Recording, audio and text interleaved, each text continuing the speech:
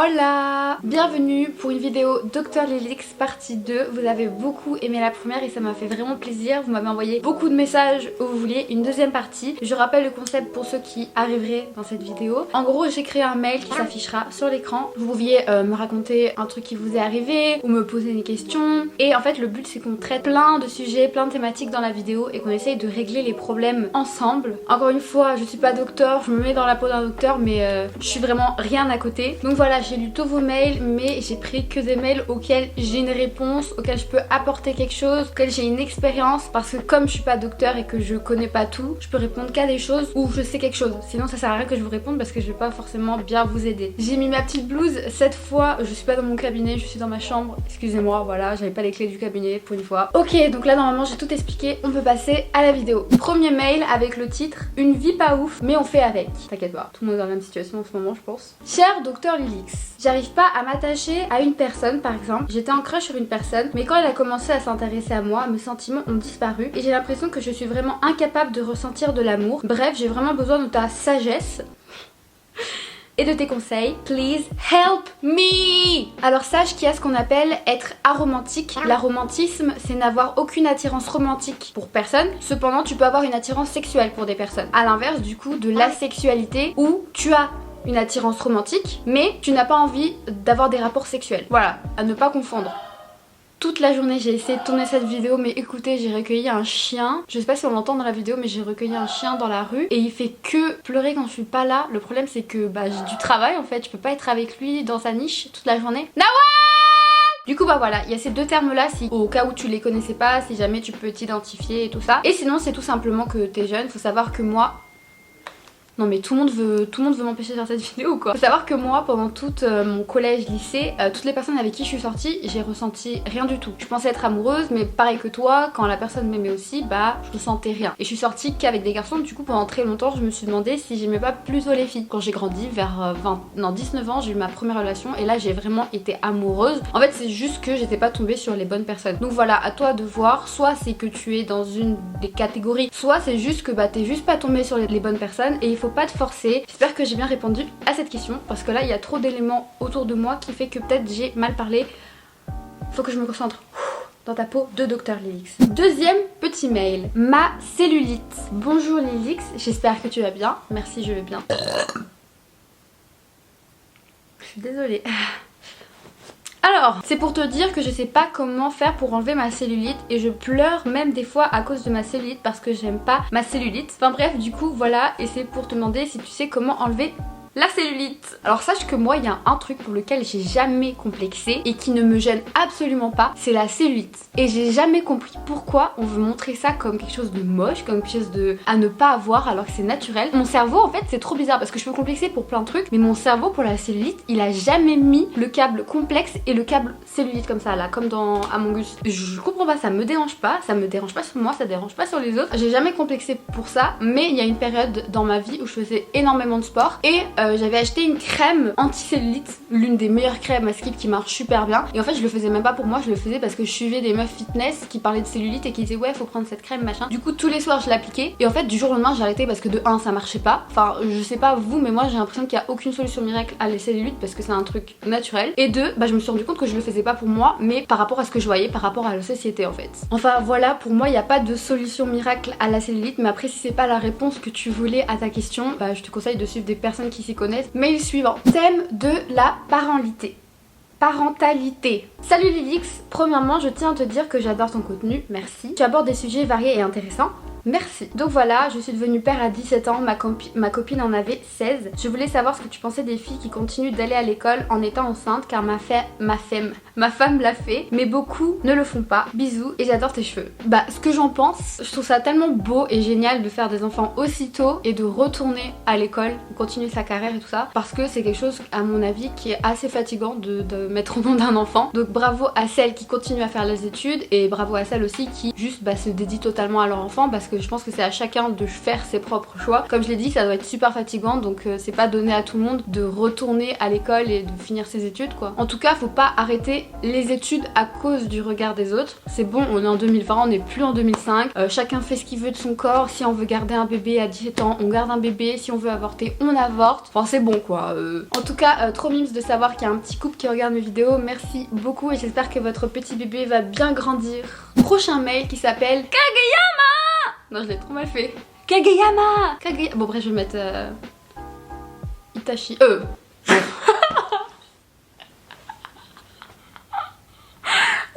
Hinata. Ceux qui regardent pas des animés, ils doivent rien comprendre à ce que j'ai dit là, mais vraiment l'erreur, la pire erreur du monde là, vraiment.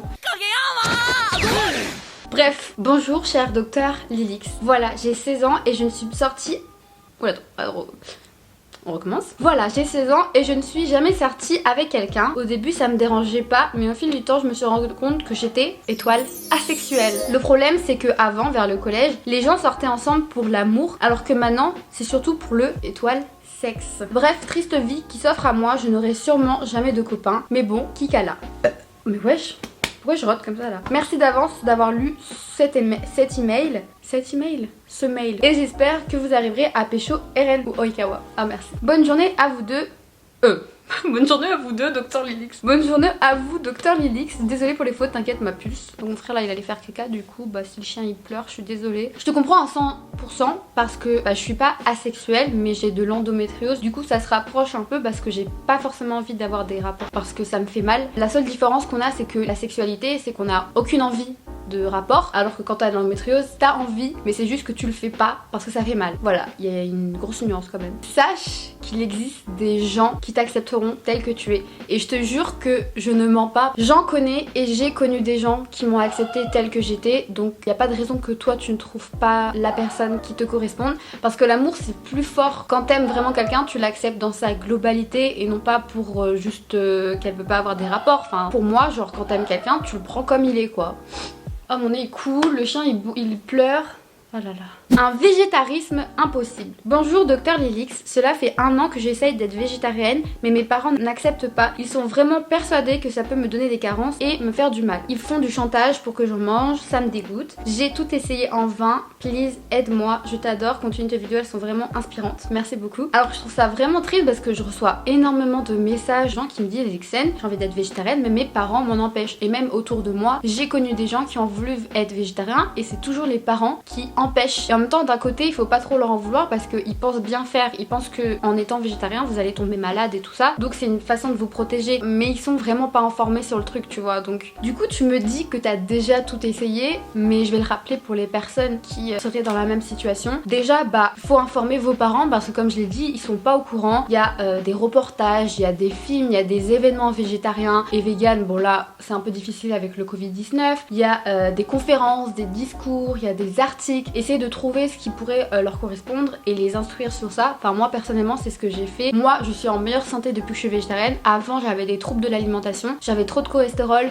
trop de sang dans le... trop de sucre dans le sang. Et depuis que je suis devenue végétarienne j'ai pu avoir une certaine stabilité. Mais je sais que c'est pas facile pour tout le monde parce que certains parents sont vraiment toxiques. Et c'est pas que un régime alimentaire, peu importe ce que vous vous montrerez, à partir du moment où vous serez différents entre guillemets, bah ils vont le refuser. Le gang PLS. Et Ulix, j'aime énormément tes vidéos et j'avoue avoir hésité d'envoyer ce mail la première fois mais j'ai adoré ta vidéo où tu conseilles les gens, alors cette fois-ci je t'envoie mon problème. Merci beaucoup de me faire confiance. Je suis bisexuelle mais avec une attirance plus développée pour les femmes, particulièrement les femmes très hot et très top because I am a fucking bottom. Et depuis le début d'année j'ai rencontré une fille qui est le total opposé physiquement des autres crushs que j'ai eu avant. J'ai très envie de sortir avec elle et je crois que c'est réciproque mais nous sommes toutes les deux très timides donc je sais vraiment pas comment réagir. Habituellement ça a toujours été mes ex qui faisaient les premiers pas mais là elle est en fait presque autant que moi donc je sais pas vraiment quoi faire. As-tu des conseils à me donner? Alors toi tu as l'air timide parce que tu me dis que t'as eu d'autres ex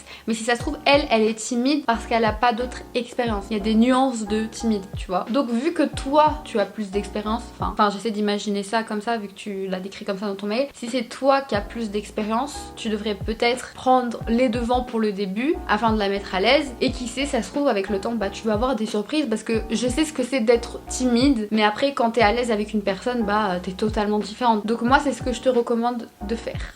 Alerte, mec insistant. Hola, déjà merci Dr Lilix pour avoir mis ce mail à disposition. Bah pas de souci, merci à toi de me faire confiance. Expliquons la situation en quelques phrases. Un ancien ami est venu me parler sur Insta et il me drague. Sachant que je suis lesbienne, je lui ai dit depuis le début, je le considère comme mon grand frère. Il a 2-3 ans plus que moi. Il me propose plein de plans pour se revoir, me propose d'aller manger avec lui, et quand je lui ai parlé de mes problèmes psychologiques, il m'a dragué 10 fois plus fort. Du genre, mais t'es jolie, pourquoi tu vas mal? Il essaye plein de vieilles techniques de drague et met partout les emojis. Je mets juste là cet emoji. Si on se connaît pas frérot, tu me mets pas cet emoji en fait. Et il veut me rendre hétéro. Bref, des conseils pour qu'il arrête ou qu'il comprenne que je ne suis pas... Ou qu'il comprenne que je ne suis pas intéressée car il est pas méchant, il me met juste mal à l'aise. Merci Dr Lilix pour tes futurs conseils. T'es trop gentil. T'es trop gentil. Ce genre de gars... mais...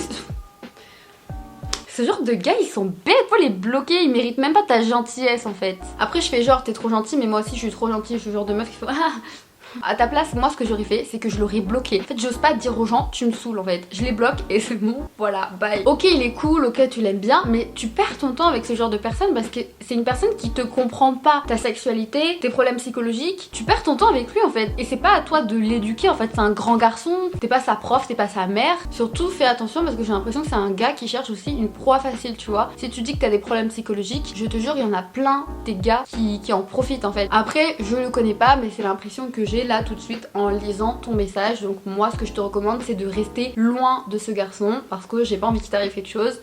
Le prochain mail s'appelle deuil animal entre parenthèses sous-côté. Salut Lilix, je m'apprête à aborder un sujet très compliqué et peu joyeux mais j'ai besoin d'en parler à quelqu'un. Depuis le confinement j'ai vécu 5 deuils animal non naturels. Je l'ai très mal vécu, pensées suicidaires, pleurs tous les jours, du mal à respirer, dépression. J'ai pu en parler à ma mère car on est sur la même longueur d'onde mais j'ai l'impression que c'est pas possible avec mes amis. Le deuil animal n'est pas vu comme aussi important et destructeur qu'un deuil humain. J'aimerais vraiment que ça change. Est-ce que toi aussi tu as vécu ça? Je suis très empathique, je sais que c'est une qualité mais ça reste quand même une souffrance. Je souffre éternellement de la souffrance des autres, particulièrement lorsque c'est un animal. Pourrais-tu m'aider à affronter le monde avec plus de force et sensibiliser ta communauté à la réelle souffrance du deuil animal? Merci beaucoup, tu es la meilleure. Alors sache que je te comprends à 100% parce que moi aussi j'ai vécu un deuil animal il y a pas longtemps. Mon chat, j'ai déjà dit dans une vidéo, mon chat s'est fait écraser par une voiture alors qu'il avait 11 ans. J'ai vécu toute ma vie avec lui. J'ai fait Mayotte, Sénégal, France, l'avion, les hôtels, tous les pays, toutes les maisons. J'ai toujours été là avec lui. Ah, ça me donne envie de pleurer.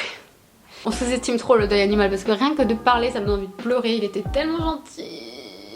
Malgré que tu dis que tes amis ne te comprennent pas, sache qu'il y a beaucoup plus de personnes qui ont plus d'empathie pour les animaux que pour les humains. Je pense que tes amis te comprennent pas parce qu'ils ont tout simplement pas encore vécu ça, mais quand tu le vis, tu comprends en fait. Quand j'ai perdu mon chat, j'ai jamais autant pleuré de ma vie, genre jamais j'ai autant pleuré, jamais je me suis sentie aussi mal, genre pendant 2 semaines je pouvais pas dormir. On a beaucoup plus d'empathie pour les animaux, beaucoup plus de monde pour les animaux que pour les humains parce que c'est totalement normal. En fait les animaux on les voit comme des êtres purs et innocents qui font pas de mal et tout ça, alors que des humains on sait très bien qu'ils sont capables du pire, donc forcément on a plus d'empathie pour un animal que pour un humain. Je tiens à préciser quand même qu'il y a une nuance parce que maintenant qu'on est dans le sujet je peux en parler. On a ce qu'on appelle le spécisme, c'est comme le sexisme et le racisme, c'est quand on fait une hiérarchie entre les animaux, c'est-à-dire que beaucoup de personnes vont avoir de l'empathie pour un chien, un chat, un cheval, un lapin, mais par contre pour avoir de l'empathie pour une vache, un cochon, tous ces animaux qu'on mange ou même qu'on chasse, il y a zéro empathie et ça je trouve ça vraiment triste et c'est vraiment la société qui crée ça parce que voilà, si on va voyager dans d'autres pays vous verrez qu'ils n'ont pas cette même hiérarchie d'animaux. Si tu vas en Inde, ils ont énormément de respect pour les vaches. Si on était venu dans un monde où on nous disait respecter tous les animaux, ça se trouve ce serait pas comme ça en fait. Et le pire c'est que le spécisme est quotidien, on le voit partout, rien qu'avec un chasseur. Le chasseur va chasser avec son chien pour qui il a de l'empathie, enfin j'espère, et par contre il a zéro sentiment pour l'animal qu'il va abattre. Pour moi c'est pas logique en fait. C'est pour ça que c'est comme le racisme et le sexisme. Racisme c'est se dire que des humains sont supérieurs à d'autres et sexisme qu'un sexe est supérieur à l'autre. C'est exactement la même chose. Mais sinon en ce qui concerne le deuil animal, malheureusement c'est un truc que tu oublieras jamais c'est sûr, mais avec le temps je te promets que ça ira mieux. Moi maintenant maintenant ça va mieux. Et un truc qui m'a pas mal aidé, c'est qu'on a adopté un autre chat. Enfin je l'aimerais pas de la même façon que j'ai pu aimer mon chat. Enfin c'est différent tu vois, mais je l'aime aussi beaucoup et ça m'a fait du bien de retrouver ce quotidien qu'on a quand on a des animaux. Donc je te recommande de faire ça. Voilà, j'ai répondu aux mails que j'ai sélectionnés. Comme d'habitude si la vidéo vous plaît, bah je pourrais toujours faire une troisième partie. Donc n'hésitez pas à aller m'écrire sur mon mail. Vous avez compris maintenant le concept. N'hésitez pas à me suivre sur mon Instagram où je suis plus active que sur YouTube. À laisser un petit commentaire, un petit j'aime, à vous abonner si c'est pas déjà le cas. Et on se retrouve très vite pour une prochaine vidéo. Ciao!